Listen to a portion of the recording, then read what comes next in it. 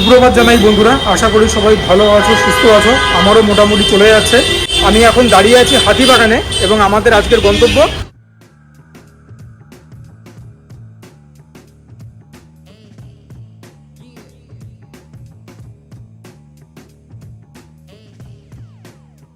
কি খোঁজটা ঠিকঠাক দিলাম তো? তোমাদের অনেকদিন ধরে আমার কাছে অনুরোধ ছিল যে বর্ষাকাল চলে এলো, এখনো পর্যন্ত ইলিশ মাছ খেয়ে তোমাদেরকে দেখালাম না, না বাড়ির কোনো ভিডিওসে, না রেস্টুরেন্টে কোথাও। তো আজকে তোমাদের অনুরোধের কথাই কিন্তু মাথায় রেখে এখানে এসেছি। বলো, হদিশটা ভালো দিয়েছি তো? হাতিবাগান মোড় থেকে যদি তোমরা কলেজ স্ট্রিট থেকে আসো তাহলে আবার হাতিবাগান মোড় থেকে বাদিকে দেখবে আইসিআইসিআই ব্যাংকের বিল্ডিং আছে। ঠিক ফার্স্ট ফ্লোরে আইসিআইসিআই ব্যাংকও তোমরা ওখানে পাবে, শস্য পোস্ত তোমরা ওখানে পাবে। আইটেমসগুলো তোমরা দেখতে পেয়ে গেছো। এটা একটা শেয়ারেবল থালি। অফকোর্স আমি একা এসেছি, একা তো আমি খেতেই পারি। থালিটার দাম হচ্ছে 599 প্লাস ট্যাক্সেস, মানে 600 টাকার নিচে তোমরা 3 রকম মিক্সের আইটেম দিয়ে এই থালিটা পাচ্ছ, যার মধ্যে কিনা ইলিশ মাছের মাথা দিয়ে তোমরা দুখানা আইটেমস পাবে। সেই দুখানার মধ্যে থেকে যে কোনো একটা কিন্তু তোমরা নিতে পারবে, মানে অপশনস দুটো পাবে। একটা কচু শাক দিয়ে ইলিশ মাছের মাথা, অথবা ইলিশ মাছের চচ্চড়ি ইলিশ মাছের মাথা দিয়ে। মোস্ট প্রবলি তোমরা কচু শাকটাই পাবে। And when it comes down to the main course, সেখানে তোমরা 3খানা অপশন পাবে। আপামোর বাঙালির সব থেকে জনপ্রিয় ইলিশ মাছ ভাজা, যেটা কিনা তেল দিয়ে খেতে গরম গরম ভাতে ফাটাফাটি লাগে। আমরা সব থেকে প্রিয় আইটেম ওটাই। ইলিশ মাছের স্বাদ সব থেকে বেশি তখনই খোলে বলে আমি মনে করি। তার বাইরে তোমরা অপশনস পাচ্ছ ইলিশ ভাপা আর সর্ষে ইলিশ। তো আমি কোন দুটো নিয়েছি তোমাদেরকে এলে পরে দেখিয়ে দেবো। আর কি, চলো লেটস ইন্ডালজ। এই থালিটা তোমাদেরকে এখন বলে রাখছি একদম মানে পই পই করে, এটা কিন্তু আনলিমিটেড থালি নয়। এই দামে যদি আনলিমিটেড ইলিশ থালি দিতে হয় মালিকটা দেউলিয়া হয়ে যাবে। সুতরাং এক্সপেকটেশনস রাখবে রিয়েলিস্টিক।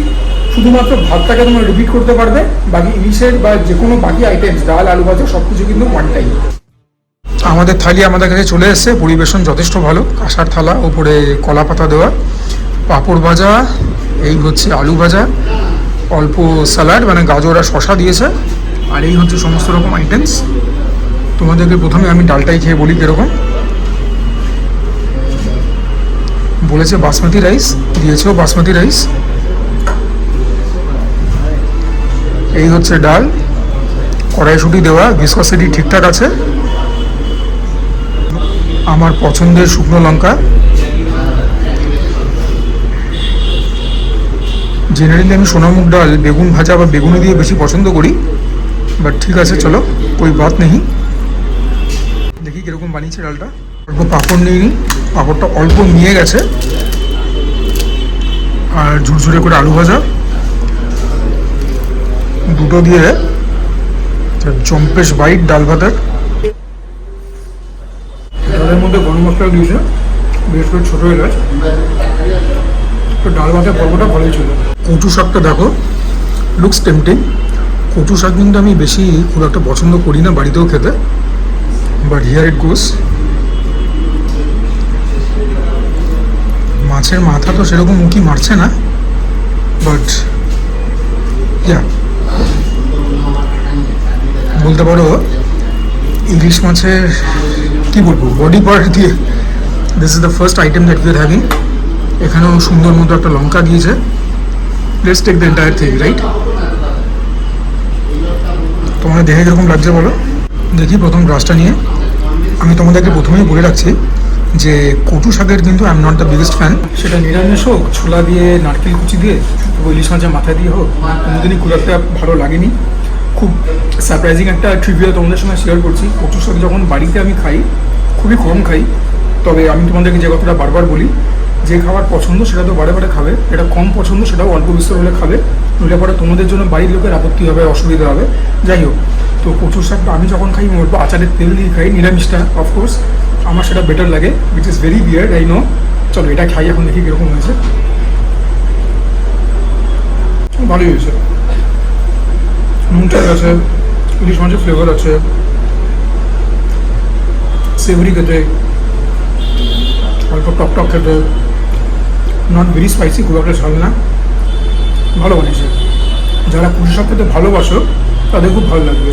আমার কচু শাক অতটা প্রিয় নয়, আমারও চলে যাচ্ছে। এগুলো দিয়ে ভাত অল্প করেই খাচ্ছি, বিকজ মেন কোর্স দুখানা দিয়ে একটু বেশি খাবো ন্যাচারালি। বাট কচু শাকটা কিন্তু ঠিকঠাক উঠে গেছে ডিস্টিংশন নিয়ে।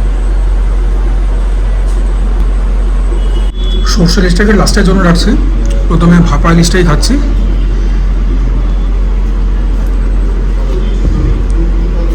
একদম ঠান্ডা, এই প্রিপারেশনটা কিন্তু একদম ঠান্ডা। এনিওয়েজ তোমরা দেখো যে কীরকম ঝোলটাকে দেখতে দেখতে কিন্তু মন্দ নয়, দেখতে ঠিকঠাক। লঙ্কা দিয়েছে নাকি? হ্যাঁ, লঙ্কা দিয়েছে। তো লঙ্কা তো সুজয় পেলে ছাড়বার কোনো প্রশ্নই নেই। ভাতটা মোটামুটি গরম রয়েছে, তো সেটা বাঁচো আর কি। ভাত মাখা হয়ে গেছে, তোমাদেরকে মাছের পিসটা দেখিয়ে দিই। এই মাছগুলো তোমরা বলতে পারো মানে খোকা ইলিশ থেকে জাস্ট একটু বড়। ওই মেরে কেটে আমি বলবো তোমাদের 700 থেকে 750 গ্রাম, বিচ ইজ এক্সপেক্টেড। নইলে পরে মানে বড় ইলিশ কিনতে গেলে তো দামও বেশি পড়বে। তো দেখা যাক যে ইলিশের স্বাদ কীরকম, মানে ইলিশের কোয়ালিটি কীরকম, অ্যান্ড ভিজাভি প্রিপারেশনটা কীরকম হয়েছে, এগুলোই তো দেখবার। তবে ছোটো ইলিশে কিন্তু কাটাও বেশি হয়। দেখো, আমি বাড়িতে তো ইলিশ আনছি, মানিকতলা থেকে অত মহার্ঘ দামের ইলিশও আনি, অনলাইন থেকে অর্ডার করি। তো বাড়িতে যে কথাটা বলি এখানেও সে কথাই বলছি। ইলিশের যে মার্কাটালি স্বাদ তা নয় যে ইলিশ খেয়ে একদম মুগ্ধ হয়ে গেলাম, ছিটকে গেলাম। বোকা বোকা বাজে কথা আপনাকে বলবো না, মিথ্যা কথা। তবে যেটা পাচ্ছি সেটাও মন্দ নয়, মানে স্বাদ বলতে গেলে সেরকম নেই, তবে একদমই যে বাজে বা পচা সেরকমও না। It's decent enough, and given the price point absolute steal. এসে খেতে পারো, যদি খুব বেশি পিকি না হও তোমাদের ঠিকঠাক লাগবে। আবারও বলছি, তোমরা মাছের স্বাদে ছিটকে যাবে না। দেখা যাক প্রিপারেশনটা কীরকম হয়েছে, সেটাও তো ইম্পর্টেন্ট। এই ব্লগ করতে করতে মাছ বেছে খাওয়া, ইলিশের মতন মাছ, আর এটা ছোটো সাইজের ইলিশ, কাটাও সেরকম, মানে শুধু এই ব্যাপারটার জন্যই তোমরা ভিডিওটাকে লাইক করে দাও, চ্যানেলকে সাবস্ক্রাইব করে দাও। This is very arduous, very very difficult. আমি অনেককেই দেখেছি ইলিশ মাছকে ধরে কেকের মতো কামড়ে কামড়ে খেয়ে নেয়, অত প্রতিভা নেই, বেছেই খাচ্ছি।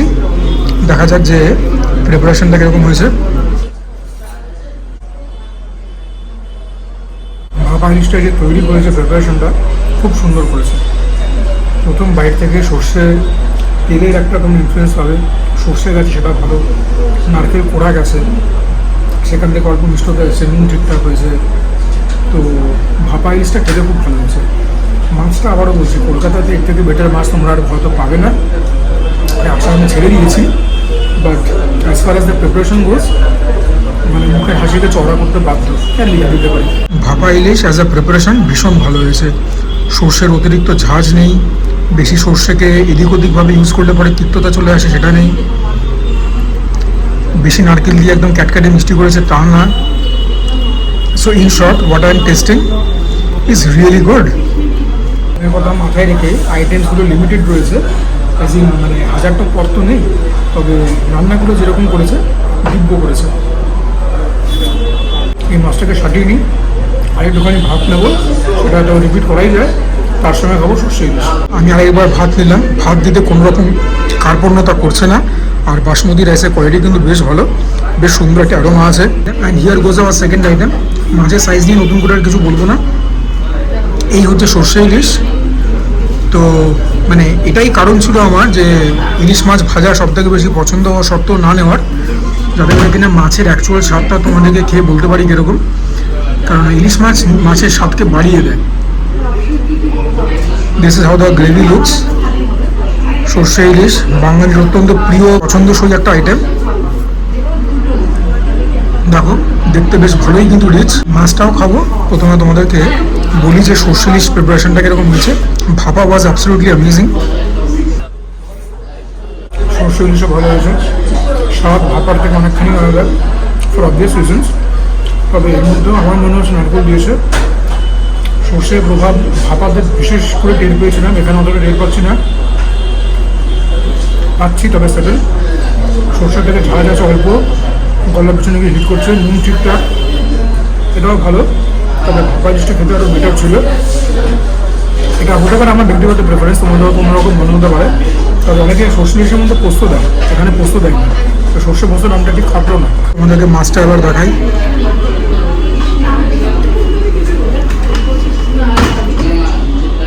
ওয়ান্স এগেন মাছ বাছাটা ইলিশের এই ক্যামেরার ওপর দিয়ে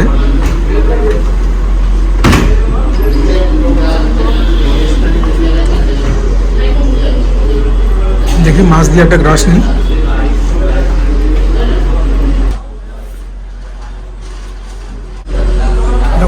যেটা আগে খেয়েছি সে মাছ একই রকম টেস্ট এটারও, যেখান থেকে মাছ সরবরাহ করে প্রক্রিয়া করে একই জায়গা থেকে করবে। তো মাছের স্বাদ নিয়ে বিশেষ কিছু বলাটা এখন আর কী বলবো, মানে ঠিক মানে দাঁড়াচ্ছে না। বাট দ্য প্রিপারেশন ইনসেলফ এটাও খুব ভালো হয়েছে। একটা ঝাল ঝাল ঝাঁঝালো ব্যাপার আছে, যত খাচ্ছি তত টের পাচ্ছি। আর বিশেষ করে ভাজা আর সর্ষে দিয়ে দুটোর মধ্যেই তো সর্ষে যায়, দুটো পরপর খেলাম, ওই জন্য মুখটাও বেশ ঝাঁঝিয়ে রয়েছে, এটাও খেতে বেশ ভালো। তবে আমার জন্য আজকে মেলাতে ম্যাচ হচ্ছে ভাপা ইলিশ। এখন অগাস্ট মাস অবধি এই থাইটা তোমরা রোজ পাবে, সোমবার থেকে রবি। মেনুও সেম থাকবে, দামও সেম থাকবে, সব সেম থাকবে। দুপুর 12টা থেকে রাত 10টা অবধি তোমরা পেয়ে যাবে। তাহলে অপেক্ষা কিসের? আমার ভিডিওটা দেখো, নিজেরা অ্যাসেস করো, আর তারপরে যদি ভালো লাগে নিজেদের বন্ধু বান্ধবদের সঙ্গে শেয়ার করো, পরিবারের মানুষদের সঙ্গে শেয়ার করো ভিডিওটা। আর তারপর সমীচীন মনে হলে ঝাঁপিয়ে এসে হাতিবাগানে খেয়ে যাও সর্ষের পোস্ততে ওদের ইলিশ থেকে। প্রিপারেশনগুলো কিন্তু মনে রয়েছে আমার, ডেফিনেটলি গুড। এখানে আর দেখাবার কিছু নেই, লাস্টে আমি টক খাবার ভুলে দেবো। এখন একটুখানি শান্তি করে মাছটা খেয়ে নিই, গলায় কাটা ফুটলে পরে ব্যাপারটা খুব বাজে জায়গায় গিয়ে দাঁড়াবে আর কি। লাস্টলি আমের টক, এটাও ভালো, তবে স্বাদটা মানে কী বলবো, মিষ্টি ভাষা, তবে এটাও মন্দ না। এই ছিল খাবারের ব্যাপার। বিল পেমেন্ট করে ফাইনাল ইমপ্রেশনস নিচে গিয়ে বলছি। দামটা তোমরা সবই জানতে, আরেকবার দেখে নাও বিলটা।